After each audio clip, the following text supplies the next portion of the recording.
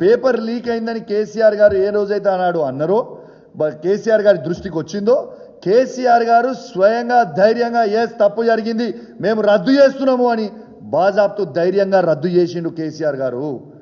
మరి ఇళ్ళ అక్రమాలు జరిగినాయని గ్రూప్ 1 విద్యార్థులు ముఖ్యమంత్రి రేవంత్ రెడ్డి గారి దగ్గర నుంచి మొదలు పెడితే వాళ్ళ మంత్రుల దగ్గరికి వాళ్ళ ఎమ్మెల్యేల దగ్గరికి వాళ్ళ ఎంపీల దగ్గరికి పోయి వినతి పత్రం ఇచ్చుకుంటే మీరు రద్దు ఎందుకు చేయలేదు? ఎవిడెన్స్తో సహా చూపిస్తే మీకు రద్దు ఎందుకు చేయలేదు? ఈ ఒక్క విషయమే కేసీఆర్ గారి స్టైల్ ఆఫ్ ఫంక్షనింగ్కి ఇలా అమ్ముకున్న పోస్టులు అమ్ముకుంటున్న దొంగ అయిన రేవంత్ రెడ్డి గారికి ఉన్న డిఫరెన్స్ ఇది ఒక్క లైన్లో మీరు అర్థం చేసుకోండి. దానికంటే ఎక్కువ మేము చెప్పాల్సిన అవసరం లేదు. ఇవాళ బరాబర్ రేవంత్ రెడ్డి గారు మీరు గీవాల్యుయేషన్ కాదు, ఇక తప్పు అయిపోయింది, అడ్డంగా దొరికిపోయినా అనేది ఇలా క్లియర్ కనబడుతుంది.